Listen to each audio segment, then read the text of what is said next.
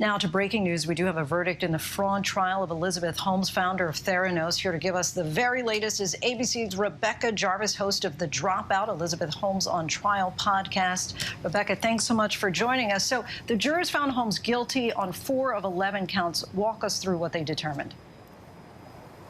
So, Lindsay, they determined on many of the counts involving investors that Elizabeth Holmes was guilty, but when it came to patients, they found her not guilty. And there were an additional 3 charges where they delivered no verdict. And this was a jury that was deadlocked throughout the day today. We received a note from them earlier in the day telling Judge Davila, the presiding judge in this case, that they couldn't come to a conclusion. They could not come to a unanimous verdict on 3 of the charges impacting investors, and they asked repeatedly throughout the day for a second time whether or not they could deliver a verdict on the other charges. Well, ultimately, Judge Davila had them go back, had them complete their verdict forms. And Lindsay, as we have it here tonight, you said it, 4 guilty charges, 4 charges where Elizabeth Holmes was found guilty. Those are the charges that involve misleading investors and wire fraud. But the charges involving patients, if you'll remember, this was a technology, the Theranos technology that Elizabeth Holmes created that was supposed to be able to revolutionize blood testing. It found its way into Walgreens stores. And throughout this trial, we heard from some of the patients who received those tests. A woman who thought she had miscarried inaccurately because of a Theranos test, she said. An individual who believed she may have HIV because of a Theranos test. And an individual who thought he might have prostate cancer because of a Theranos test. In all of those patient cases, the jury has come back with a verdict today of not guilty, Lindsay. And I realize that it's still early and we may not have any clues or indications yet, but do we know at all the sticking points that they had as far as those counts that they were deadlocked on, or the acquittals?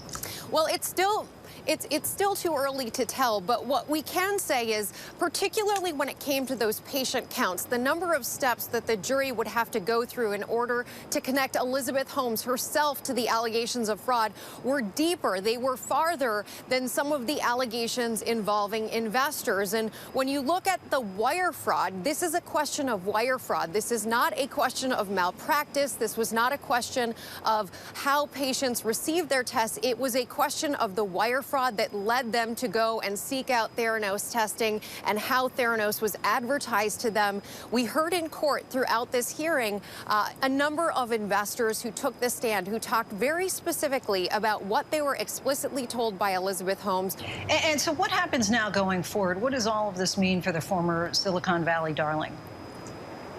Well, each of these counts comes with up to 20 years of prison time, and we still have to await sentencing at this point. That could be many weeks from now. Elizabeth Holmes received this verdict in the courtroom, sitting between her 2 attorneys and as well her family in the courtroom, her partner, Billy Evans, who she recently had a new child with. That child, as of today, is about 6 months old. So this is something where she will now await sentencing. The judge will certainly take into account, and we've spoken to a number of legal experts about this, the judge will take into account her background, the fact that this is the first criminal act that she's been accused of. It is unlikely, according to the legal experts that we've spoken to, that she will ultimately get that 20-year prison sentence. But given these guilty counts, it is very likely that Elizabeth Holmes, who's now 37 years old and a mom of a 6-month-old child, will be facing prison time, Lindsay. Wow. Okay, Rebecca Jarvis, just excellent coverage throughout the whole trial. We thank you so much.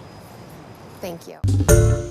Hi, everyone. George Stephanopoulos here. Thanks for checking out the ABC News YouTube channel. If you'd like to get more videos, show highlights, and watch live event coverage, click on the right over here to subscribe to our channel. And don't forget to download the ABC News app for breaking news alerts. Thanks for watching.